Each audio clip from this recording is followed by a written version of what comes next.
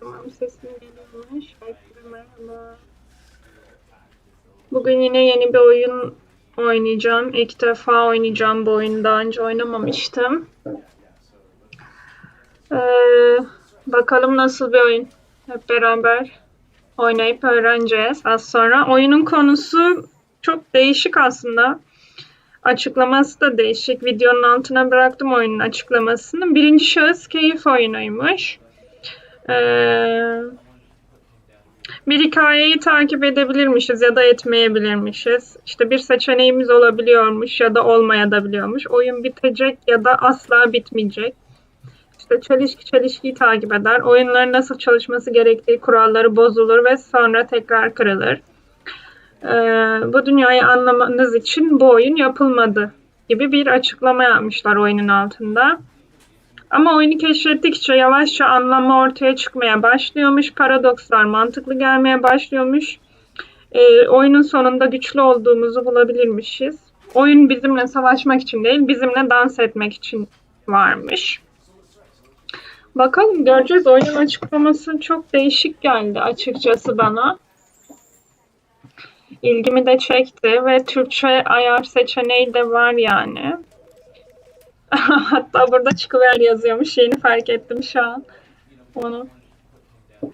Yani oyundan çıkıvermeyeceğim şu an. Tabii ki oyuna başlayacağız. Başlıyoruz.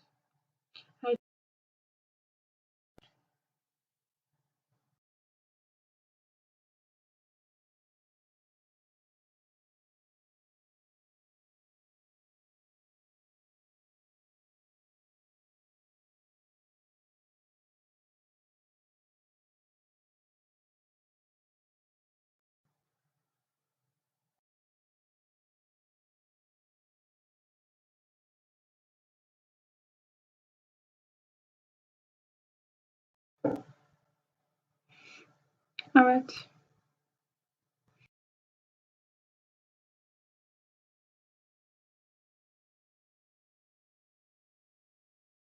Kesiliyor olabilir.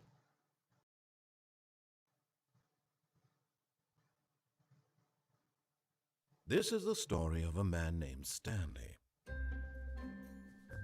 Stanley worked for a company in a big building where he was Evet, başlıyoruz. Employee number 427's job was simple. He sat at his desk in room 427 and he pushed buttons on a keyboard. Orders came to him through a monitor on his desk, telling him what buttons to push, how long to push them, and in what order. This is what employee 427 did every day of every month of every year. And although others might have considered it soul-rending, Stanley relished every moment that the orders came in, as though he had been made exactly for this job. And Stanley was happy. Acaba And then one day, something very peculiar happened. Something that would forever change Stanley. Something he would never quite forget. The Stanley Parable. He was at his desk for nearly an hour. He realized that not one... Bir dakika ya. Alt yazı yok mu acaba?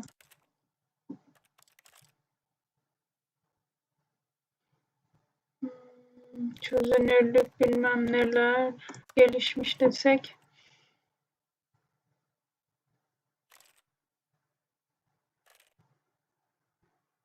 Ne? Neyse bu değil. Göremedim ya. Text. Şunu yüksek yapalım. Text. Kaydetsin. Geriye gel. Allah Allah. Hay alt yazıları. Tüh. Allah yarabbim. Alt yazıları. Tüm yazıları açalım hatta. Oyunun girişi biraz kötü oldu o yüzden. O yüzden bir dakika oyunu baştan başlatmak istiyorum. Çünkü alt yazıları göremedim yani oyunun ana hikaye başlangıcını kaçırdım. Özür diliyorum. Açmayı unutmuşum çünkü alt yazıyı.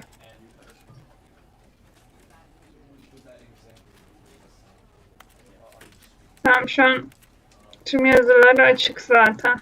Aynen. Başlayalım. Yeniden başlıyoruz. This is the story of a man named Stanley. Evet, şimdi altyazı geldi. Stanley worked for a company in a big building where he was employee number 427 numaralı odada işçi olarak çalışıyormuş. 427's job was Yazılar okunuyor, gerçi okumayayım. his desk in room 427 and he pushed buttons on a keyboard. Orders came to him through a monitor on his desk, telling him what buttons to push, how long to push them, and in what order. This is what employee 427 did every day of every month of every year. And although others might have considered it soul-winning, Stanley relished every moment that the orders came in, as though he had been made exactly for this job. And Stanley was happy. And then one day, something very peculiar happened. Something that would forever change Stanley. Allah Allah, acaba ne Something he oldu? would never quite forget. He had been at his desk for nearly an hour when he realized that not one single order had arrived on the monitor for him to follow. Allah Allah, ne kadar ilginç. No one had showed up to give him instructions, call a meeting, or even say hi. Never in all his years at the company had this happened. This complete isolation. Something was very clearly wrong. Shocked, frozen solid, Stanley found himself unable to move for the Laf longest. zavallı adamcağız masa başında As he came to oturmaktan. his wits and regained his senses, he got up from his desk and stepped out of his office. Sonunda kalk bir gezelim. Bir fiziksel egzersiz yap. Lanet olası masada oturmuş kalmışsın. Evet, şu an benim gezeletmem gerekiyormuş. Bu arada bir saniye mikrofonu çekeyim. Boğazım gıcıklaştı. Bu arada ben oyunu Steam'den satın aldım. 24 TL sanırım Steam'de fiyatı ama indirimle almıştım ben. 3 lira gibi uygun bir fiyata. İsterseniz indirimleri takip edin. Bakalım, ben de ilk defa oynuyorum şu an. Hani tavsiye edip etmeyeceğimi bilmiyorum oyunu. Yani başlangıcı bana sevimli geldi. 3 TL gibi bir fiyat. Gayet normal yani şu anda bu oyun için. Ama bakalım ilerleyen zamanlarda oyunu sevecek miyim? Şu an ben, yani şu an menüsü bile hoşuma gitti. Kaydediver falan yazıyor şuralarda. Yani böyle ince komik detayları severim. Hoşuma gider. O halde devam edelim. Evet, şimdi bu adamcağız benim anladığım kadarıyla hikayeden şurada yıllardır şu sandalyede, şu gördüğünüz sandalyede ve şu milattan önce bilmem kaçıncı yüzyıldan kalmış bilgisayar ve klavyeyle bütün gün kır yani klavyenin tuşlarına basa basa zavallım çalışıyor burada. İşte hikaye o şekilde başladı. Şurada bir de tuhaf, bu ne? Telefon. Aynen. Yani bakın ne olduğunu bile tanımlamakta güçlük çekiyorum. Ne kadar eski yapmışlar be cihazları. Şurada da böyle bir dolap bir şeyler var. Bu 427 numaralı odada yıllardır kafasını kaldırmadan, yemeden, içmeden çalışmış. Oyunun hikayenin girişi bu şekildeydi. Evet. Şimdi adamcağız bir şey fark etti burada. Bu bilgisayarda bilgileri gelmemeye başladı. Kimse onu yapacağı işi söylemiyormuş. Çok affedersiniz, boğazım gıcıklanıyor. Evet. Biz de çıkıp dışarıya bakıyoruz. Saat bakın şu an öğleden önce 11.25 mi? Göremiyorum. Yani 11.25. Allah'ım yarabbim, kör oldum bugün de ben de. 11.25 bakalım. Şuralarda kimse yok bakın. Bomboş. 429 numaralı oda da boş. Allah neler oluyor? All of his co-workers were gone. What could it mean? Stanley decided to go to the meeting room. Perhaps he had simply missed a memo. Toplantı odası mı? Toplantı odası da nerede?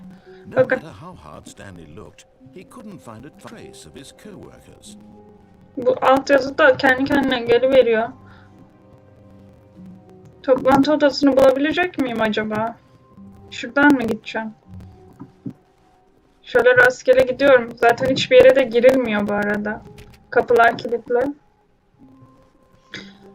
Çok da korkunç ha. Stanley came to a set of two open doors. He entered the door on his left. Allah Allah. Soldaki kapıdan mı girmişim? Hiç de fark etmedim. Acaba seçimlerimi Bakın 2 tane kapı var. Sağ ve sol. Dış ses bana dedi ki soldakine girdi. Yani şu an bana göre sol şu taraftaki oluyor, bu oluyor.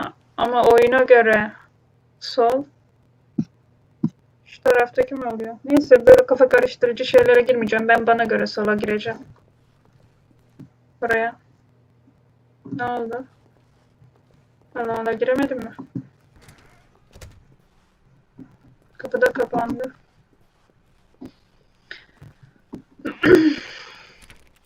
Gidiyorum hiçbir yerde bir şey çıkmıyor. Bu ne? Toplantı odası. Not a single person here either. Feeling a wave of disbelief, Stanley decided to go up to his boss's office, hoping he might find an answer there. Demek ki doğru kapıdan girmişiz. Evet. Buradan çık. Allah Allah, kapılar da arkamızdan ruhani varlıklar kapatırmış gibi kapanıyor yani şatır çatır. Çok da külüstür bir şey. Otomatik kapıda değil ki kapansın. Her neyse. Allah bismillah. Kapı suratıma açıldı. Bu ne? Hortum var burada bir. Stanley stepped into the broom closet, but there was nothing here, so he turned around and got back on track. Şuradan şöyle bir elimize bir şeyler alsak. Biri falan çıkar. Şu süpürgeyi falan alsak kafasına vururuz biri çıksa. No choice to make, no path to follow. Tamam gidiyoruz. No reason to still be here. Yukarıya mı aşağı mı? Stanley walked upstairs to his boss's office. Oyun bizi yönlendiriyor. Yukarıya çıkmamı söyledi. Bu kapı açılmıyor.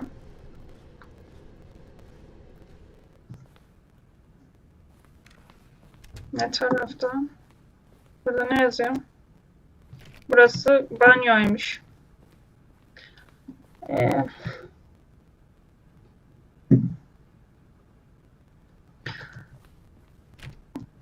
Evet buralar da kilitli. Şuraya gireceğim sanırım. Sekreter bile yok. Kimse yok burada.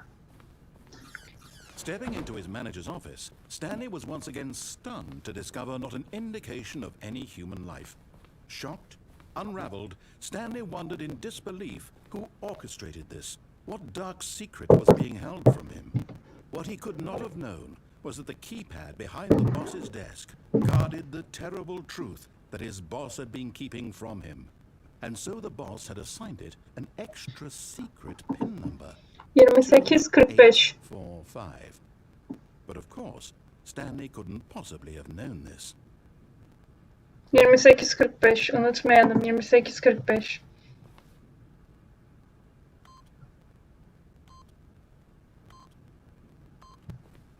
Yet incredibly, by simply pushing random buttons on the keypad, Stanley happened to input the correct. Ne şansı bal ya? Sen bize söyledin, yazdık işte. He stepped into the newly opened passageway. Allah Allah. Çok ilginç ya. Hani oyun garip geldi bana ama yine de garip bir şekilde sevdim. Sürekli dış ses ne yapacağımızı söylüyor. Bakın kapı şifresini bile söyledi zaten. Yani biz bu oyundaki rolümüz ne, biz kimiz hiç anlamadım yani.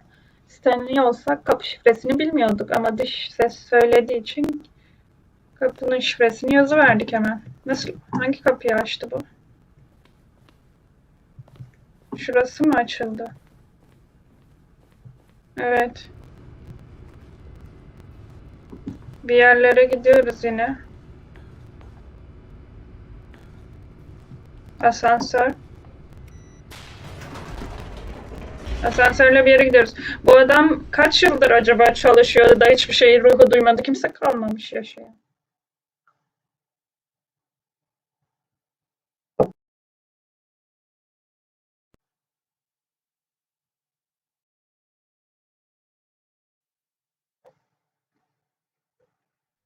Descending deeper into the building, Bu arada sanırım kullandığım yayın programından dolayı diğer aşamalara geçerken yayında bir duraksama oluyor. Bunun için kusura bakmayın, yayın kesildi zannetmeyin, devam ediyorum yani.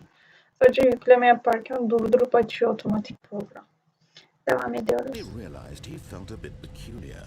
It was a stirring of emotion in his chest, as though he felt more free to think for himself, to question the nature of his job. Why did he feel this now, when for years it had never occurred to him? This question would not go unanswered for long. Evet. Allah, ne oldu ya? Şapkadan kapanıverdi kapı arkamızda. Bir çıksaydık ya asansörden. Evet. Bakalım. Sanırım adam kendi beyninde mi kurguluyor acaba? Şu anki oynadığımız karakter. Uzun yıllardır bilgisayarın karşısında çalışıyor ya. Etrafında olup bitenden hiç haberi olmadığı için biraz bu ofis çalışanlarına göre de bir oyuna. Onlara karşı sanki şey gibi olmuş. Bir atıp mı derler.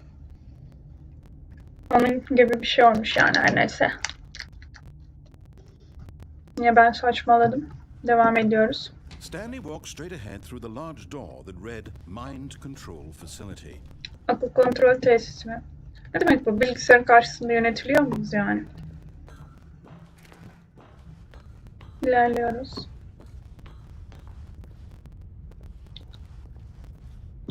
Bu ne?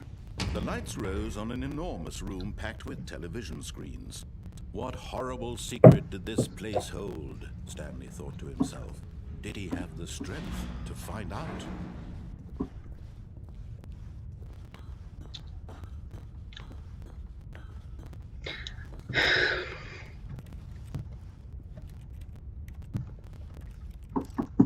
Bu ne? Kamera. Now the monitors jumped to life, their true nature revealed. Each bore the number of an employee in the building, Stanley's co-workers.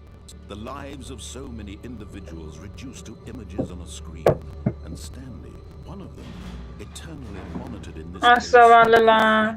Bu bir film vardı, ona benziyor sanki değil mi? Şu ne? Şurada. Allah Allah, bu psikopatlar niye böyle bir şeyler izliyorlar? Bakın buralarda da birileri not mu tutuyordu acaba? Biz 428 numaralı odadaydık. İnanmıyorum. Şöyle gidelim bakalım. Buna basmam gerekiyor. This mind control facility, it was too horrible to believe. It couldn't be true. Had Stanley really been under someone's control all this time? Was this the only reason he was happy with his boring job? That his emotions had been manipulated to accept it blindly? İnanmıyorum. Bu adamcağızları burada oturtup beyinlerini kontrol ediyorlarmış sanırım. Öyle bir deney oyunu gibi bir şey mi bu? Ne yaptınız bu insanlara masa başında çalıştırıp. Bakalım, devam edelim.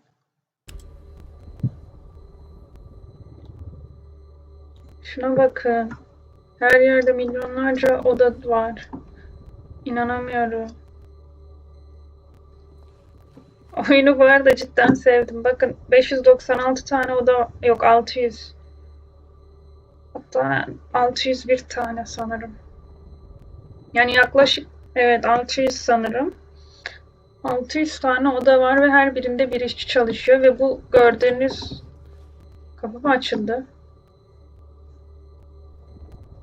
Bu gördüğünüz yerden kontrol ediyorlarmış bu insanları. No, he refused to believe it. He couldn't accept it. His own life in someone else's control? Never. It was unthinkable, wasn't it? Was it even possible? Had he truly spent his entire life utterly blind to the world? Çok ilginçleşmeye başladı. But here was the proof. The heart of the operation. Controls labeled with emotions. Happy or sad or content. Walking, eating, working. All of it monitored and commanded from this very place. Çok As ilginç the ya. cold reality of his past began to sink in, Stanley decided that this machinery would never again exert its terrible power over another human life. For he would dismantle the controls once and for all. Nasıl bozacağız? Ben de bozmak isterim ama.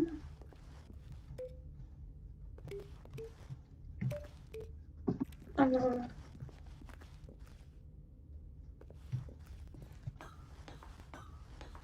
Güç odası şurası mı?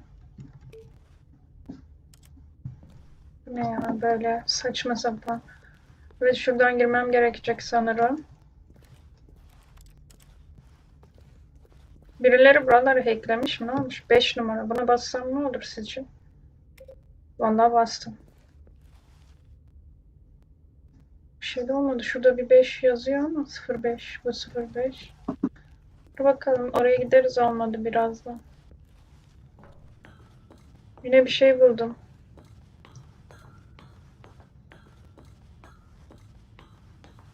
And when at last he found the source of the room's power, he knew it was his duty, his obligation, to put an end to this horrible place and to everything it stood for. Evet. Bu lanetli yeri kapatalım. Tabii ki de ona basmayacağız. Ofa basacağız yani. Kimse kimseyi kontrol etmemeli. Çok kötü bir şey bu. Allah. Ne oldu?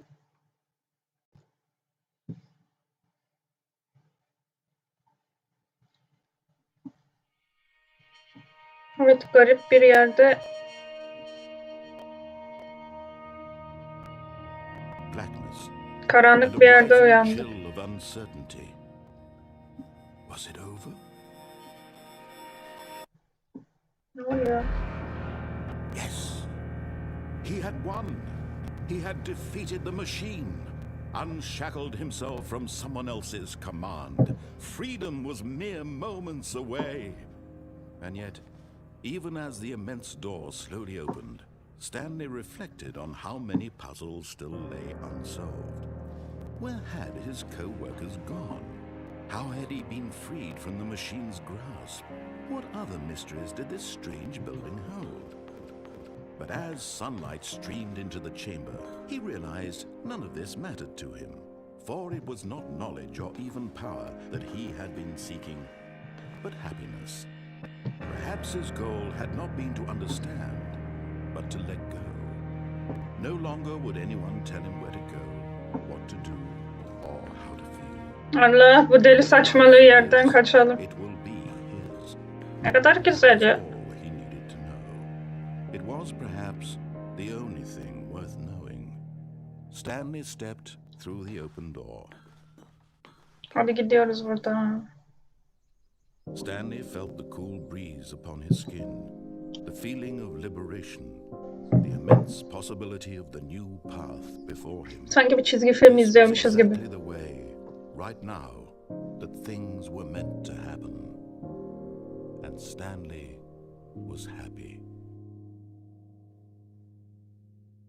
Ne oldu şimdi? Bu muydu oyun?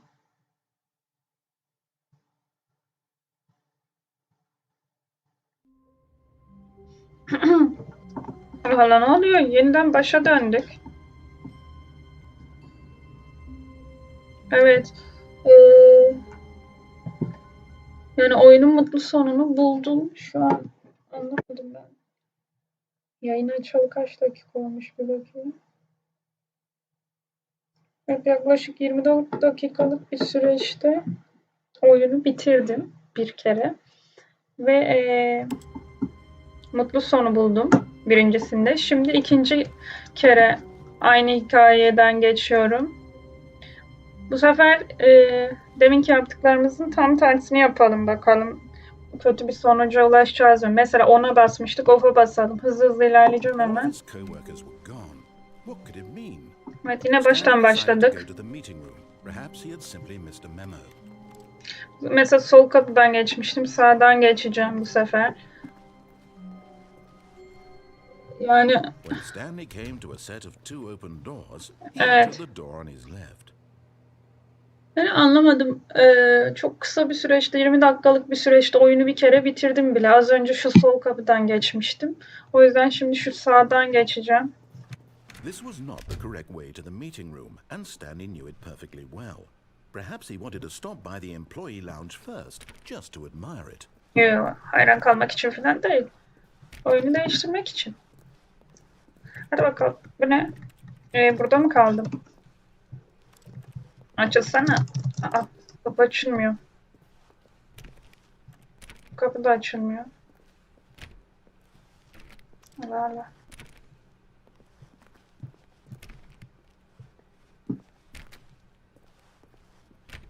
Hiçbir kapı açılmıyor şu an. Evet. Yes, truly a room worth admiring. It had really been worth the detour after all, just to spend a few moments here in this immaculate, beautifully constructed room. Stanley simply stood here, drinking it all in. Şuradan bir kola alak ya. Kola alabiliyoruz mu? Gazoz. Aha, çalışmıyor. Neyse de. Yes, really, really worth it being here in the room. A room so utterly captivating that even though all your co-workers have mysteriously vanished, here you sit looking at these chairs, but eager to get back to business, Stanley took the first open door on his left.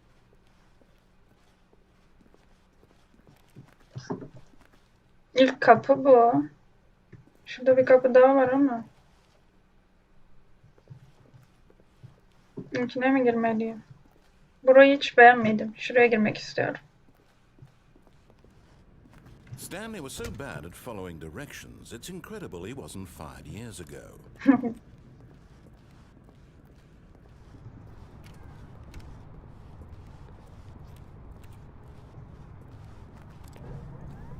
Look, Stanley, I think perhaps we've gotten off on the wrong foot here. I'm not your enemy, really, I'm not. I realize that investing your trust in someone else can be difficult, but the fact is that the story has been about nothing but you all this time. There's someone you've been neglecting, Stanley.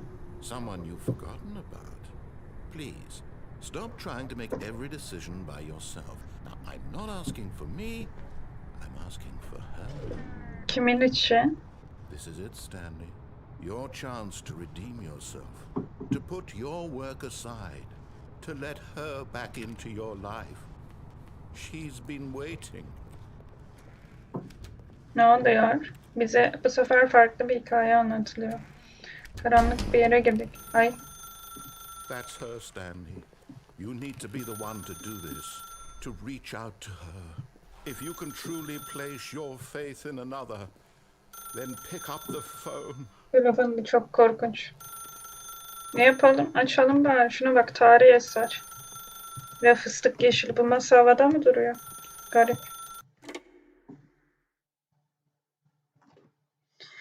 Oyun ilginçleşiyor gittikçe. Oh, Stanley, is that you? Hold on, sweetie. Sorry to keep you waiting. I'm just pulling the bread out of the oven. All right. Okay, there we go. All right, now, I want you to come in and tell me all about your day. Gotcha. Ay bu ne be? Çok korkunç. Did you actually think you had a loving wife who'd want to commit their life to you? Bak bu sana gelsin Can. Stanley. I'm trying to get you to see something. Bu sahne sana gelsin. Let me show you what's really going on here. Ay, resmen fake attı bize oyun ya.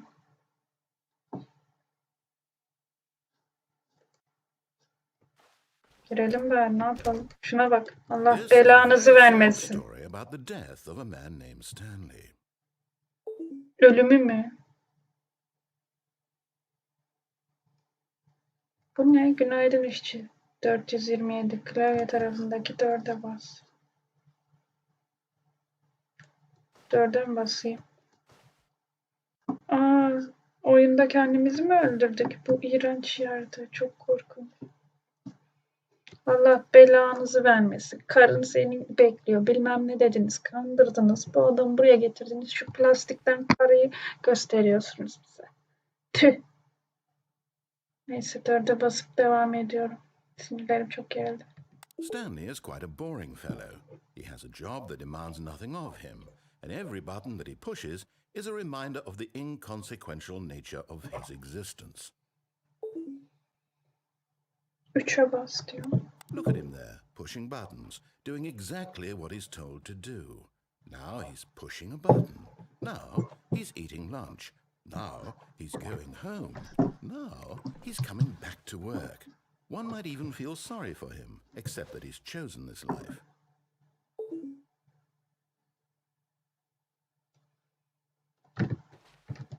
L'ye basmak istemiyorum ben. İnşallah But in var. his mind, in his mind he can go on fantastic adventures. From behind his desk, Stanley dreamed of wild expeditions into the unknown, fantastic discoveries of new lands. It was wonderful, and each day that he returned to work was a reminder that none of it would ever happen to him. Televizyon izlemek için 8'e bas. Bu ne ya? Bu ne saçmalık? Bizi bu odaya tıkıştırdığınız televizyon vardı. Sanki televizyon izleyeceğiz. Ha şuradaymış. Bakın şu plastik hanımefendiyi buradan alın. Bunu buradan alın. Allah kahretmesin ya. Hanımınız evde sizi bekliyor dediniz. Bu garip heykelimsi şeyi buraya koydunuz. Bizi deli yaptınız. Manyak ettiniz ya bizi burada. Neyse televizyon izleyelim. And so he began to fantasize about his own job. First, he imagined that one day while at work, he stepped up from his desk to realize that all of his co-workers, his boss, everyone in the building had suddenly vanished off the face of the earth. The thought excited him terribly. So he went further. He imagined that he came to 2 open doors and that he could go through either. At last, choice. It barely even mattered what lay behind each door. The mere thought that his decisions would mean something was almost too wonderful to behold. As he wandered through this fantasy world, he began to fill it with many possible paths and destinations. Down one path lay an enormous round room with monitors and mind controls. And down another was a yellow line that weaved in many directions. And down another was a game with a baby. And he called it the Stanley Parable. It was such a wonderful fantasy, and so in his head he relived it again, and then again, and again, over and over, wishing beyond hope that it would never end, that he might always feel this free. Surely there's an answer down some new path, mustn't there be? Perhaps if he played just one more time. Lütfen karına onu söylediğini söylemek için G'ye bas. Bizim karımız mı var beyefendi ya da hanımefendi? Siz bizi kandırdınız, bu küçücük tımarhane gibi odaya tıktınız. Şu plastikten heykeli de karşımıza koymuşsunuz. Bir de şimdi ne diyorsunuz hala? Allah'ım yarabbim. Neyse basalım. But there is no answer. How could there possibly be? In reality, all he's doing is pushing the same buttons he always has. Nothing has changed. The longer he spends here, the more invested he gets, the more he forgets which life is the real one. And I'm trying to tell him this, that in this world he can never be anything but an observer, that as long as he remains here, he's slowly killing himself. But he won't listen to me. He won't stop. Here, watch this. Stanley, the next time the screen asks you to push a button, do not do it. Basacağım tuşa. Gıcık oldum çünkü ben bu dış sesi. You see? Can he just not hear me? How can I tell him in a way that he'll understand that every second he remains here, he's electing to kill himself? How can I get him to see what I see? How can I make him look at himself?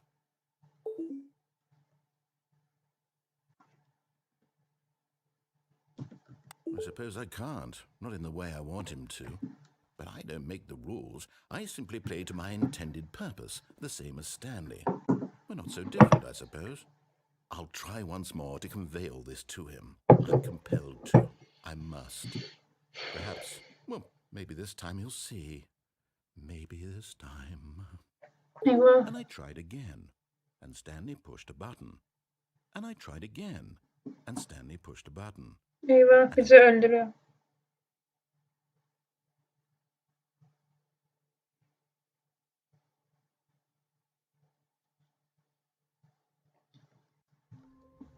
Evet, ikinci defa oyunu bitirdim.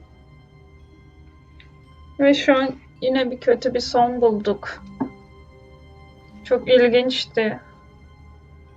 Üçüncü defa da bitirmek istiyorum. İlgimi çekti gerçekten. Üçüncü son nasıl olacak? Stanley had never seen the office this brightly lit. Was it a sign of something? He hoped it was. He hoped very much that it was. Hızlı hızlı bitirelim.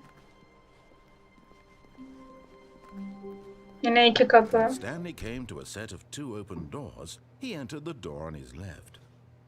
Tabii ki de soldan girmeyeceğim, sağdan ama bu This was sefer not the correct way to the meeting room, and Stanley knew it perfectly well. Perhaps he wanted to stop by the employee lounge first, just to admire it. evet buraları görmüştük, geçiyorum. This room. But eager to get back to business, Stanley took the first open door on his left. Az önce şu ilerideki odaya gitmiştik. Bu sefer dediğini yapalım bakalım. And so he detoured through the maintenance section, walked straight ahead to the opposite door, and got back on track. Yolumuza geri mi dönsek, şuradan inim mi versek? Allah, şu kırmızı tuşta çok ilgi çekici. Ben buna basacağım. Eyvah, bir yere gidiyoruz gene.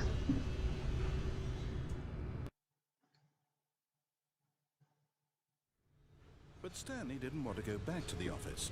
He wanted to wander about and get even further off track. So now in order to get back, he needed to go, from here it's, left. Sola dedi. Zaten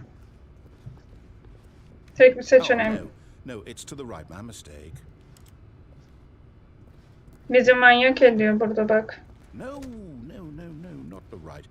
Why would I have ever said it was to the right? Dalga mı What was I geçiyorsun? thinking? It's clearly... Oh dear, would you hold on for a minute, please? Now, let's see. We went down right, left, down, left, right. Yep, okay, yes. I've got it now. This story is absolutely, definitely this way.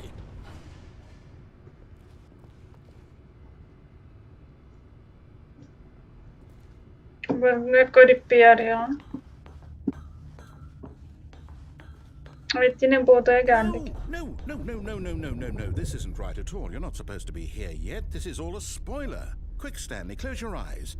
Okay. We just have to get back to, oh, who am I kidding? It's all rubbish now. The whole story completely unusable. How about, rather than waste my time trying to salvage this nonsense, we'll just restart the game from the beginning. And this time, suppose we don't wander so far off track, Okay, from the top.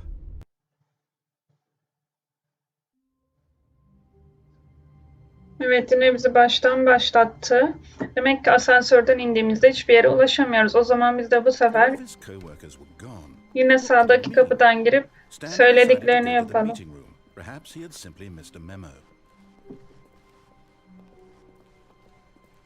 Çok garip ya, oynadık çok. Kapılar kapalı. No, I restarted. I swear I definitely restarted the game over, completely fresh. Everything should be... Niye açık değil? Did something change? Stanley, did you change anything when we were back in that room with all the monitors? Did you move the story somewhere or... Hold on. Why am I asking you? I'm the one who wrote the story. It was right here just a minute ago. I'm not sure that it's here somewhere. Okay then, it's an adventure. Come, Stanley. Let's find the story. Bütün kapılar açıldı bu sefer. Acaba hangi kapıdan gitsek? Vallahi bakıyorum. Şurası bana çok cezbedici geldi. Sandalyelerini kapatmışlar. O yüzden buraya gireceğim. Sanki girilmemesi gereken bir yermiş gibi duruyor. İnsanlar genelde böyle yerlere girmez ama ben giriyorum. Bu ne? I'll say it. This is the worst adventure I've ever been on. I can promise you there definitely was a story here before. Do we need to restart the game again? Well, I find it unlikely that we'll ever progress by starting over and over again, but it's got to be better than this. Okay, let's give it a shot. Why not? Ya yine baştan başlatıyor. Sürekli bizi baştan başlatıyor bu. Delireceğim. Bu sanırım dördüncü ya da beşinci yeniden başlamamız. All of his co-workers were gone. What could it mean? Stanley decided to go to the meeting room. Önce kafam karıştı.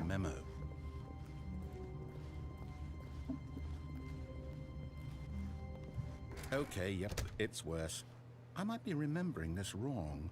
It's possible the story is back where we just came from. Bu sefer hiçbir kapı yok. The other direction and see if we missed anything.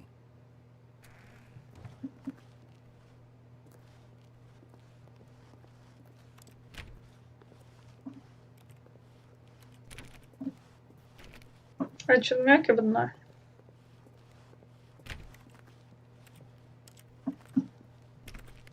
Manyak etti iyice bizi ya. Burada. Psikopatlar, bu nasıl bir oyun? Aha! I knew we'd miss something. The story. Here it comes. Tövbe tövbe. Çok korkunç konuşuyor bu dış ses. Gece gece. Mübarek ayda. No, wait. Never mind. Not the story. Okay, let's head back the other way and retrace our steps. Siz bizle dalga mı geçiyorsunuz? Kaçıncı çıkmaz sokak bu? Allah Allah. Bu ne canım? Now this... Well, I'll be honest, I don't recognize this place at all. Is this the story? I don't think so. I can't quite recall, but I believe my story took place in an office building. Is that correct? Do you remember, Stanley? Well, do you know what? Since I've completely forgotten what we were supposed to be doing, how about this? You win! Congratulations! Biz mi kazandık? A lot of hard work, and it really paid off. So, good job. Oh, no. No, I don't feel right about this at all. We both know you didn't put in any actual work for that win. Some people win fair and square. Evet, and bize de this hiç was not one of inandırıcı those gelmedi. situations. Okay, I'm getting weirded out by whatever this place is. I don't care what might happen this time. I have to restart.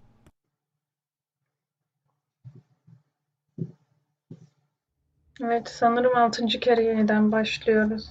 Oyun iyice gittikçe garipleşiyor arkadaşlar. Bu ne? Böyle bir çizgi Alright, çizmişler. I've got a solution. This time, to make sure we don't get lost, I've employed the help of the Stanley Parable Adventure Line. Tamam, Just takip follow the ediyorum. line. How simple is that? Eğlenceliye benziyor.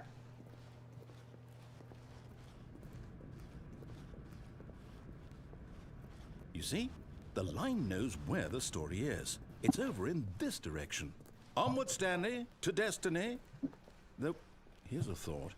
Wouldn't wherever we end up be our destination, even if there's no story there? Or to put it another way, is the story of no destination still a story? Simply by the act of moving forward, are we implying a journey such that a destination is inevitably conjured into being via the very manifestation of the nature Hayır, of life şimdi- itself? Whoa. Hang on. That got a bit weird back there. Şuna bak. I'd like to apologize. Buradan geçeceğimi mi For where I was düşündünüz? going with Tövbe that. tövbe. You know what? I think what we need right now is a bit of music to lighten the mood. Ay. Bu müzik ne be? İğrenç.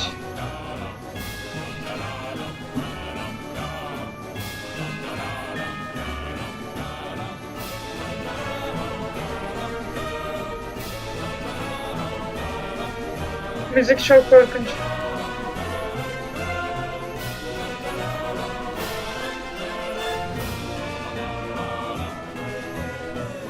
Cut the music, go back and look at that fern. Wait, what? We're back at the office? No. Line, you do know we're looking for the Stanley Parable, right? The story? Is any of this ringing a bell? Bu ne ya? Böyle bir çizgi çizmiş deli danalar gibi dönüp duruyoruz. Sıkılmaya başladım. Oh, no, not again. Line, how could you have done this to us? And after we trusted you, after everything we've been through, you... Oh, I can't take this anymore. To hell with it. Restart. 7. kere yeniden başlıyoruz.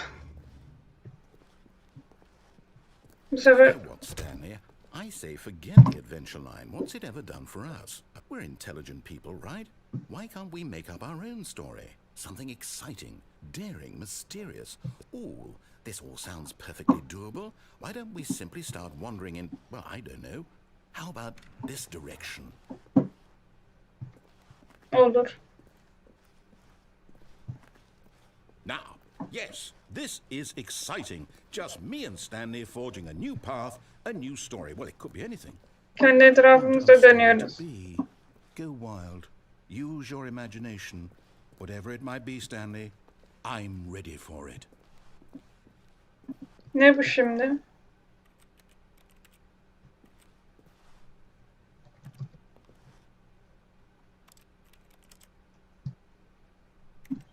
Bu odada mı kaldık? Buradan çıkmak istiyorum. Bu saçmalık da neyin nesi? Hiçbir çıkış yolu yok mu? Aa.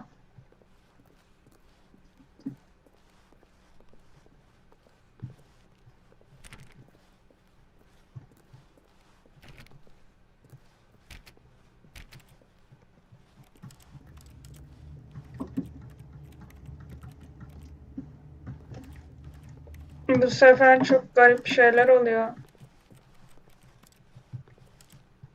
Allah'ın aşkına. Bu ne? Bilgisayarlar da tuhaf tuhaf kapanıp açılıyor.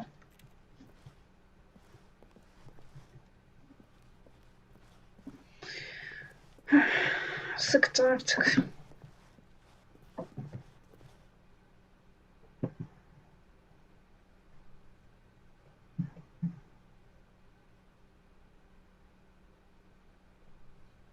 Vallahi oyunu bırakacağım bu gidişle zaten. Baksana kendi etrafımızda dönüyoruz. Bu ne şimdi? Çok saçma değil mi? Bu sefer hikayenin hiçbir sonu yok bence. Bumerang gibi dönüyorum. Allah belanızı vermesin. Kafam döndü ya. Ya videomu şey yapmasana ya. Cana bak. Dayak istiyor. Git yat zıbar. Yoksa kendine neyse. Şu anda yayındayız. Benim en sevdiğim canım arkadaşım.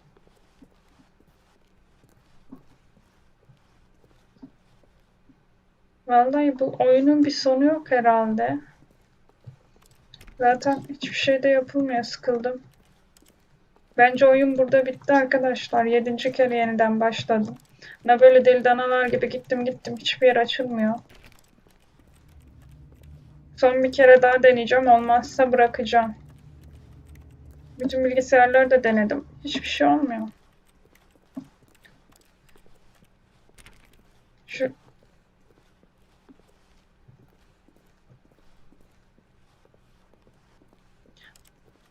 yanındaki dayağı yiyesi oldun ha. Defol şuradan. Neyse birkaç tur daha atalım. Şurada deli gibi dönüp duralım.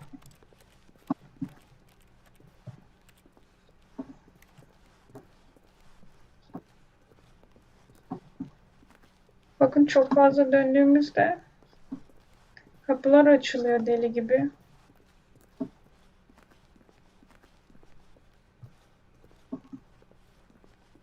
Yine aynı yere geliyoruz. Sıkıldım ben bu oyundan.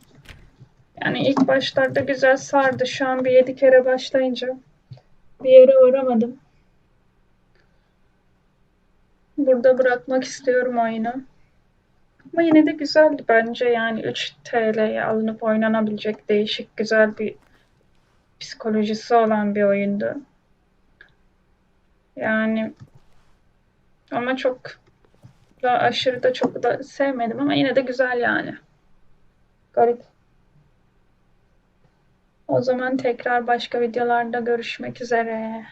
Hoşça kalın.